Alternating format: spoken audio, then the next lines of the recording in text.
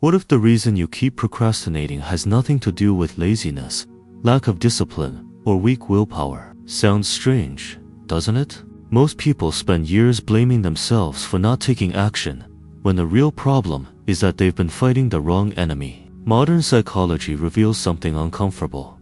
Your brain is not designed to help you achieve your biggest goals. It's designed to conserve energy, avoid discomfort, and seek immediate rewards. In other words, the very system you're trusting to help you succeed may be the same system quietly holding you back. Think about it. How many times has someone promised themselves that tomorrow they'll start the business, tomorrow they'll get in shape, tomorrow they'll stop wasting time. Yet somehow, tomorrow becomes next week, next month, or even next year. The frustrating part is that they already know what to do. The information isn't missing. The motivation videos have been watched. The books have been read. The plans have been made. So why does action still feel impossible? Here's the paradox nobody talks about. The people who seem the most disciplined are often not relying on motivation at all. They aren't winning because they have more willpower. They're winning because they've learned how to bypass the hidden negotiation process that happens inside the brain.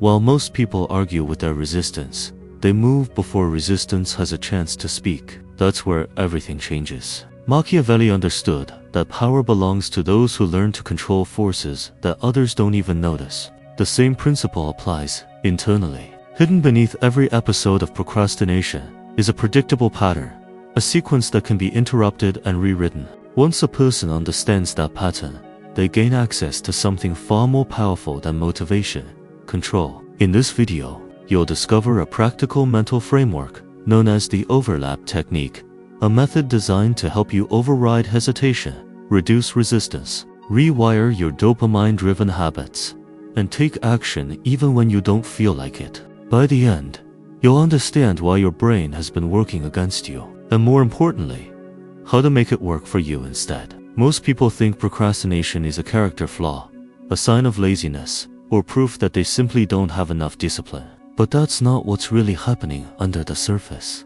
From the perspective of psychology, the brain wasn't designed to help someone achieve ambitious goals. It was designed to keep them alive. Thousands of years ago, conserving energy increased the chances of survival. So when a difficult task appears, the brain often reacts as if it's facing a threat. Funny enough, writing a report or starting a business can trigger resistance similar to what ancient humans felt before entering a dangerous situation. That's where the trap quietly begins. A person may wake up fully aware of what needs to be done. The workout is planned. The project deadline is approaching. The opportunity is right there. Yet somehow, checking messages, scrolling social media, or watching just one more video feels easier. This isn't a lack of intelligence. In fact, many highly capable people struggle with the same pattern. The brain constantly compares effort versus reward, and when the reward feels distant, it often chooses immediate comfort. That's why procrastination can affect both successful entrepreneurs and ordinary workers alike. The mechanism doesn't care about status. It only cares about perceived survival and efficiency. Machiavelli understood something fascinating about human nature. People are often governed by impulses they don't fully understand. Modern psychology confirms a similar idea. Most decisions are emotional first and rational second. A person might tell themselves they're being logical when postponing an important task, but beneath the explanation lies something much simpler: avoiding discomfort. The brain becomes an expert lawyer, constantly negotiating excuses. I'll start tomorrow. I need more information first. Today isn't the right day. Sound familiar? Those arguments feel reasonable because the mind is protecting comfort, not progress. The situation becomes even more dangerous in today's world because ancient biology is colliding with modern technology. Never before has the human brain had such easy access to stimulation. A smartphone can deliver novelty, entertainment, validation, and dopamine within seconds. Every notification whispers a promise of pleasure. Every scroll offers another distraction. Meanwhile, meaningful goals usually require patience, uncertainty, and effort. The result is a mismatch between what creates growth and what the brain naturally craves. It's like trying to build a castle while living inside an amusement park that never closes. This is why motivation is such an unreliable ally. People often wait until they feel ready before taking action. Unfortunately, motivation behaves like the weather. Some days it's sunny, other days it completely disappears without warning. The same applies to willpower. Research in psychology repeatedly shows that self-control fluctuates depending on stress, sleep, emotions, and environment. Depending exclusively on motivation is like trying to run a business based on luck. Those who achieve self-mastery eventually discover that waiting for the perfect feeling is often the very thing keeping them stuck. The real battle isn't between productivity and laziness. It's between ancient programming and conscious control. Once a person sees that clearly, something changes. They stop blaming themselves and start studying the system they're operating. That's where mental toughness begins to emerge. Not from self-criticism, but from understanding the game. Yet recognizing the trap is only the first step. Because if dopamine has been quietly shaping behavior for years, the next question becomes impossible to ignore. How does someone reset the system and regain control? Once a person understands that procrastination isn't simply a lack of effort, but a biological pattern, a deeper problem becomes visible. The modern world is built to capture attention, not to strengthen discipline. Everywhere they look, there is another shortcut to pleasure. A quick scroll, a new notification, a funny video, an endless stream of entertainment. None of these things seem dangerous on their own. In fact, most feel harmless. But when cheap dopamine becomes the default source of reward, the brain slowly loses interest in activities that require patience, effort, and growth. Imagine two rewards sitting side by side. One requires 10 seconds and no effort. The other requires weeks of consistent work before any result appears. The brain naturally leans toward the first option. That's not weakness, it's wiring. The problem is that modern technology constantly exploits this tendency. Psychology shows that variable rewards, those unpredictable bursts of pleasure from social media, games, and notifications, can become incredibly addictive. The brain begins expecting stimulation every few minutes. Before long, silence feels uncomfortable, and boredom starts feeling like a problem that must be solved immediately. Ironically, boredom is one of the most valuable experiences a person can have. Most people run from it, yet boredom is often the birthplace of ambition. When the mind is no longer flooded with constant stimulation, it starts looking inward. Ideas appear, goals become clearer, creativity wakes up. A mentor once compared boredom to fertile soil. At first glance, it looks empty and uninteresting, but beneath the surface, important things are growing. Many people never discover their potential because they never remain still long enough to hear their own thoughts. This is why a dopamine reset can feel uncomfortable in the beginning. The person who constantly checks their phone may suddenly feel restless after removing that habit. Someone who spends hours consuming content may experience a strange sense of emptiness. That's normal. The brain is recalibrating its reward system. What once felt exciting now seems dull because stimulation levels became artificially high. The good news is that the brain is remarkably adaptable. Given enough time, simple activities begin to feel rewarding again. Reading, exercising, learning, and creating slowly recover their natural appeal. A practical example is surprisingly simple. Instead of reaching for a phone immediately after waking up, a person can spend the first 30 minutes in silence, walking, stretching, journaling, or planning the day. At first, the urge to check notifications may feel overwhelming, but that's exactly the point. Every time they resist instant gratification, they strengthen self-mastery.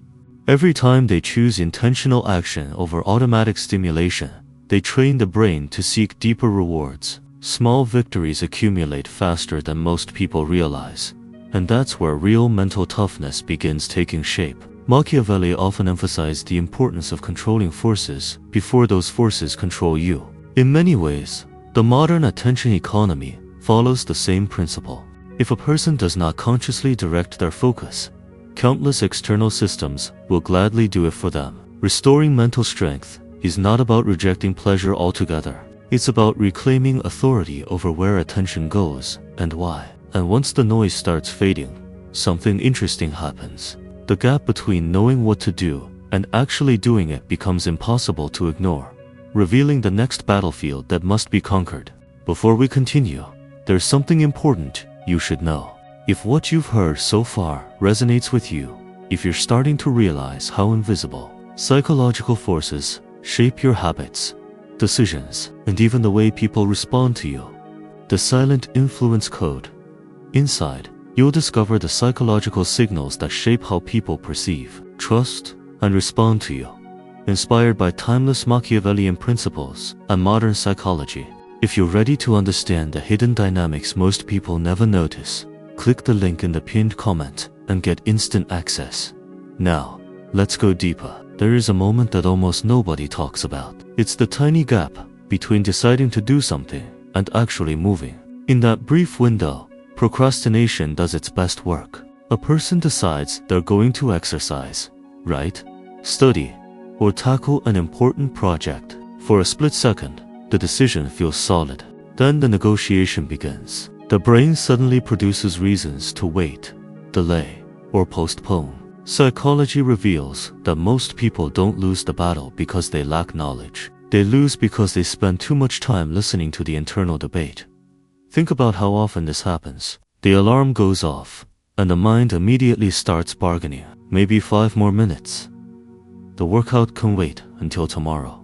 The task isn't urgent yet. The email can be answered later. What's fascinating is that these excuses often sound intelligent. That's why they're so dangerous. The brain isn't trying to sabotage success intentionally.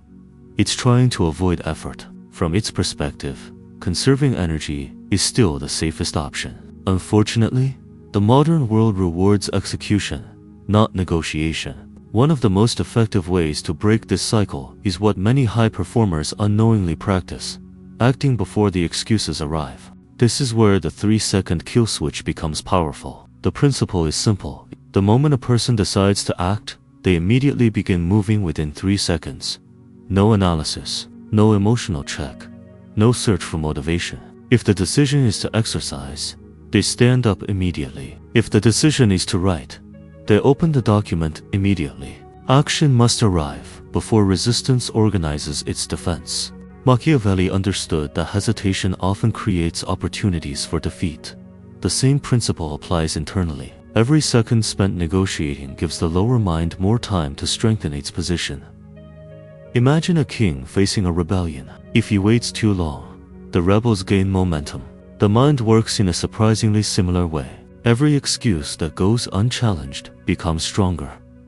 Every delay reinforces the habit of delay. But decisive action sends a different message. It tells the brain that execution, not comfort, is in command. Physical movement plays a crucial role in this process. Psychology has repeatedly shown that behavior often influences emotion more effectively than emotion influences behavior. Most people wait to feel ready before acting. Successful people frequently act first and allow feelings to catch up later. A person struggling to start studying can simply walk to the desk and open a book. Someone avoiding a difficult conversation can pick up the phone before fear gains momentum. The body becomes a shortcut that bypasses mental resistance. It sounds almost too simple, yet that's exactly why it works. Over time, this method develops something far more valuable than productivity. It builds self-mastery. Each immediate action becomes evidence that the individual is capable of overriding automatic impulses.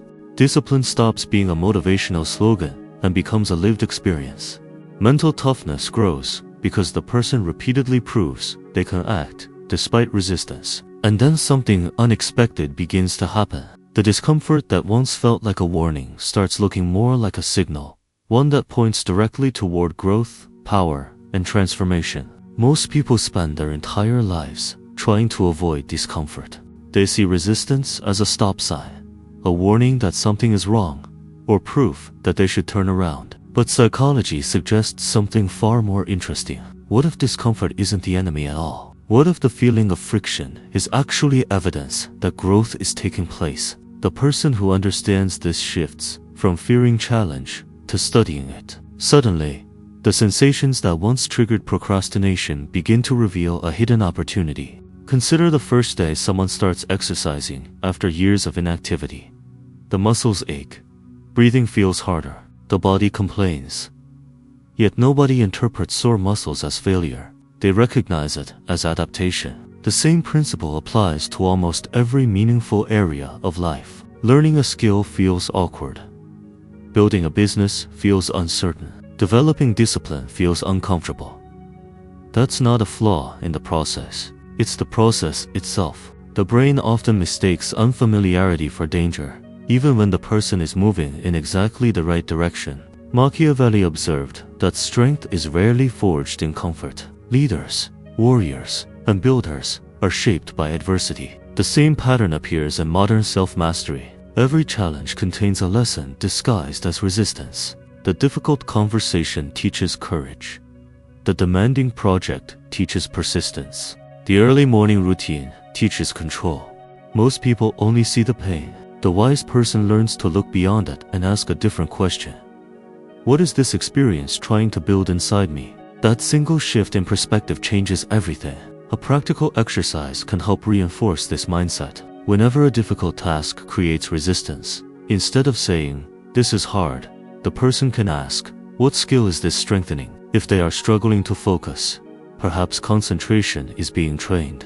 If they are facing rejection, perhaps resilience is being developed. If they are fighting the urge to quit, perhaps mental toughness is being forged. This simple reframing transforms discomfort from an obstacle into a teacher. The challenge remains the same, but its meaning changes completely. One mentor once described growth as walking into a cold lake. The first few steps feel shocking. Every instinct says to retreat. Yet after a few minutes, the body adapts. Life works in a remarkably similar way. The anticipation of discomfort is often worse than the discomfort itself. Psychology repeatedly shows that people tend to overestimate future pain and underestimate their ability to handle it. The fear becomes larger than reality. Once action begins, the monster often shrinks into something surprisingly manageable. As this understanding deepens, something powerful starts to emerge. Resistance no longer signals danger, it signals transformation. The person begins recognizing a pattern. The activities they avoid most often contain the greatest rewards. Discipline becomes less about forcing action and more about interpreting signals correctly. And eventually, a deeper question starts to surface. If repeated actions can reshape perception, what happens when they begin reshaping identity itself? That's where the next stage of the journey truly begins. Most people try to change their lives by changing their habits. They download productivity apps, buy planners, create schedules, and promise themselves that this time will be different. Sometimes it works for a few days. Occasionally, it lasts for a few weeks.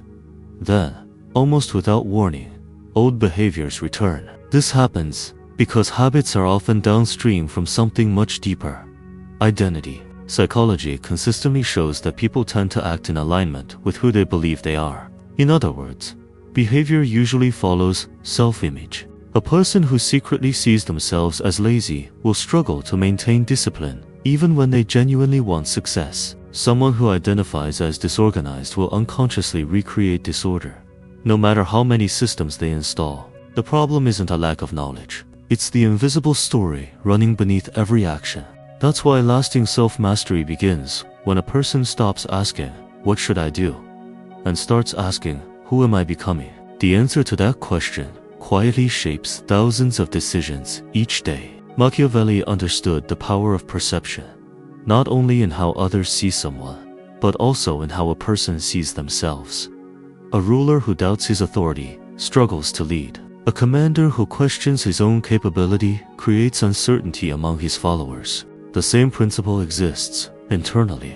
When someone constantly views themselves as a victim of circumstances, emotions, or bad luck, they surrender power before the battle even begins. But when they begin seeing themselves as a builder, an executor, and a creator of outcomes, their actions start changing naturally. One practical way to accelerate this transformation is through environmental cues and personal symbols. Imagine walking into a room filled with distractions, unfinished tasks, and constant temptations. That environment reinforces one identity. Now imagine a workspace designed for focus, learning, and execution. The environment begins sending a different message.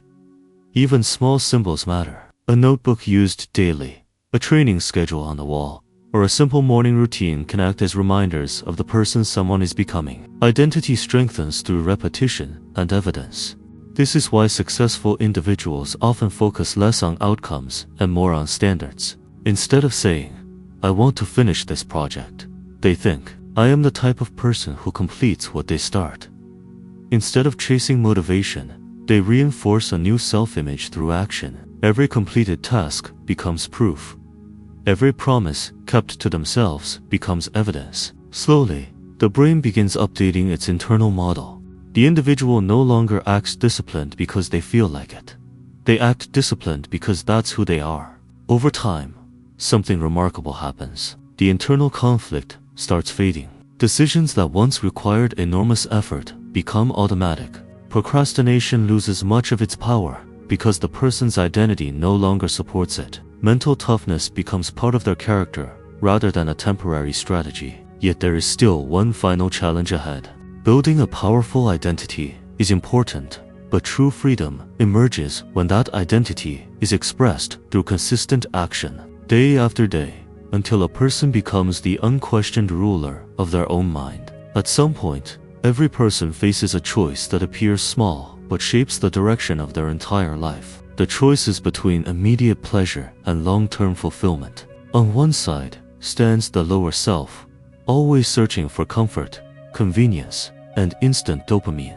On the other stands the higher self, focused on growth, competence, and purpose. Psychology suggests that this battle never completely disappears. The difference is that highly disciplined people stop treating it like an occasional challenge and start recognizing it as a daily responsibility. They understand that every action casts a vote for the person they are becoming.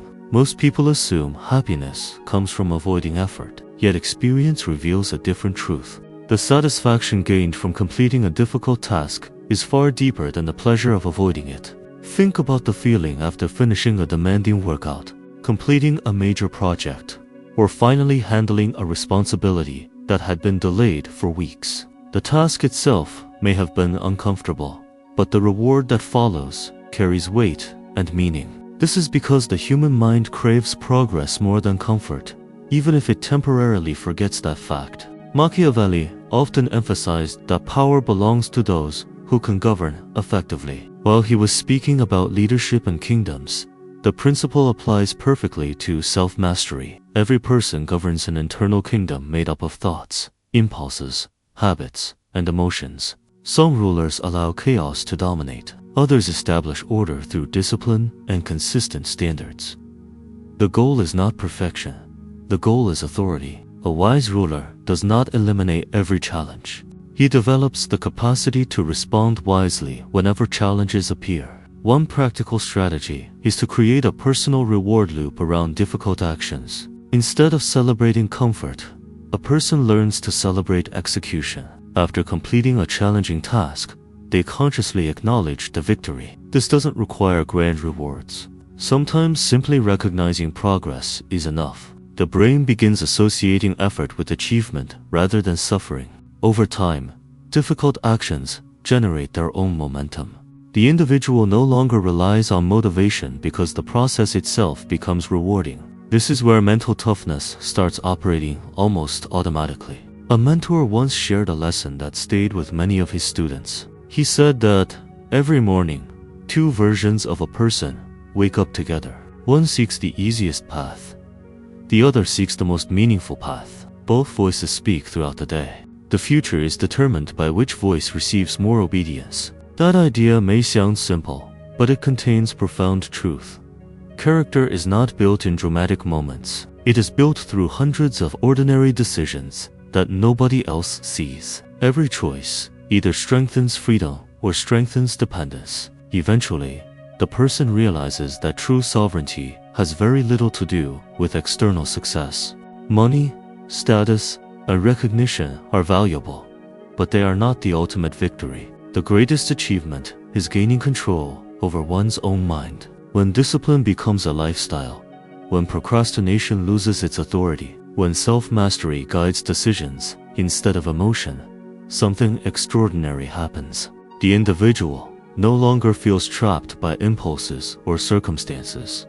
They become the architect of their own actions, the guardian of their own future, and the ruler of the only kingdom they were ever truly meant to govern. Now the question is no longer whether you understand procrastination. The real question is, what are you going to do with this knowledge? Because knowing the truth and applying the truth are two very different things. Most people will hear these ideas, nod their heads, and continue repeating the same patterns tomorrow. But a small percentage will decide that today is the day they stop negotiating with their future. Think about it for a moment. What is the one task you've been avoiding for weeks, months, or maybe even years? What opportunity is waiting on the other side of your hesitation? How much would your life change if you stopped letting temporary emotions dictate permanent outcomes? These aren't comfortable questions, but growth rarely begins in comfort. Remember, the battle has never been between you and the task.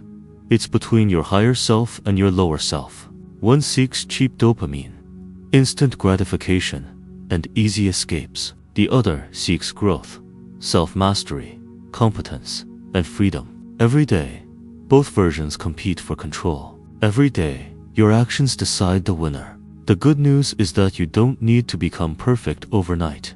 You don't need endless motivation. You don't need some magical burst of inspiration. You simply need to take the next step. Then the next one, and then another. That's how discipline is built. That's how mental toughness is forged. That's how ordinary people transform themselves into individuals capable of extraordinary results. So here's my challenge to you. What is one thing you've been avoiding that you're going to act on immediately after this video ends? Share it in the comments. Make it real. Make it public. And most importantly, follow through. If you enjoyed this video and want to continue learning about psychology, Machiavelli, self-mastery, discipline, and the hidden principles that shape human behavior, make sure to subscribe to the channel, leave a like on this video, and turn on notifications. There's much more ahead, and the next lesson may be exactly what you need to take control of your mind and your future.